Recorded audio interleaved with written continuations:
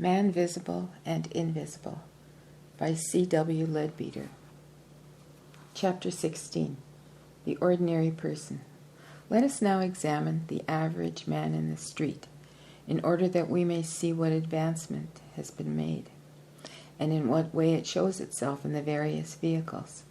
Looking with appropriate sight at the causal body of such a man, we shall find it at about the degree of development indicated in Plate 8. It will be seen that there has been a distinct increase in the content of the great ovoid film. A certain amount of exceedingly delicate and ethereal color now exists within it, though it is still less than half filled. The general meaning of the colors is the same as at the lower levels, although here they betoken qualities definitely and permanently acquired by the soul. They are many octaves higher than the colors which represent the same qualities on inferior planes.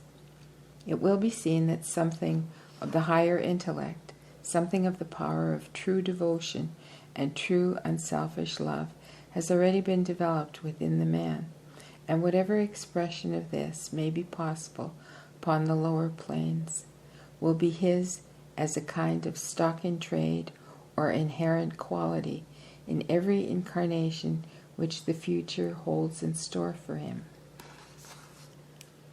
There is even already a faint hint of that exceedingly delicate violet which implies the capacity for love and devotion turned towards the highest ideal, and also a faint hint of the clear green of sympathy and compassion. Examining the mental body of the ordinary man as pictured in Plate 9, we find that it already shows considerable improvement over the undeveloped man. It is not only that there is more in proportion of intellect, love, and devotion, but that all these characteristics have improved greatly in their quality. Though very far yet from being perfectly pure, they are certainly far better in tone than those of Plate 6. The proportion of pride is quite high as before, but at least it is now pride at a higher level. If the man is still proud, it will be rather of such good qualities as he imagines himself to possess, than merely of physical preeminence in brute force or in cruelty. There is a good deal of the scarlet, which marks liability to anger, but it is noticeable that now it takes a much lower place in the cloud, which means an improvement in the general quality of the matter of which his mind-body is composed. The low type of green in the mental body of the undeveloped man, which denotes deceit very strongly, tinged by avarice and selfishness, required for its vibrations a type of matter denser and coarser than that needed by the scarlet of anger. The decidedly better green, which is exhibited in the mental body of the ordinary man, needs for its vibration matter of a type somewhat less dense than the scarlet, and hence, apparently, the change of relative position.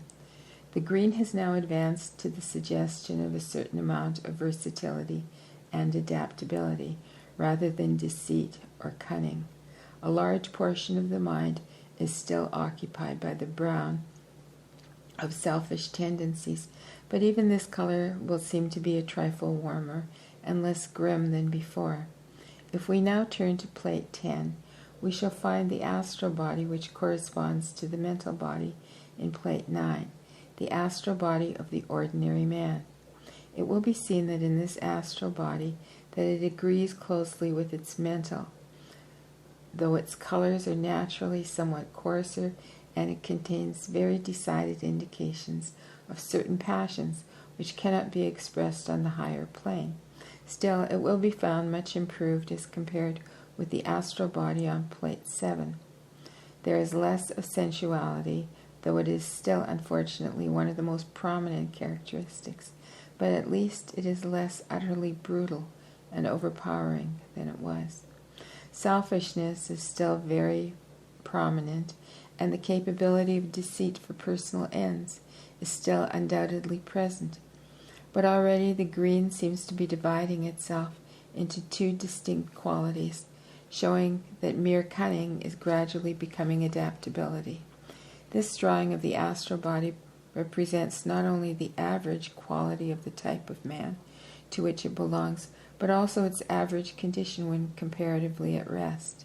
The astral body of any ordinary person is so very rarely at rest that we should gain a very incomplete idea of the possibilities of its appearance if we omitted to consider it as when affected by sudden impulses or rushes of feeling.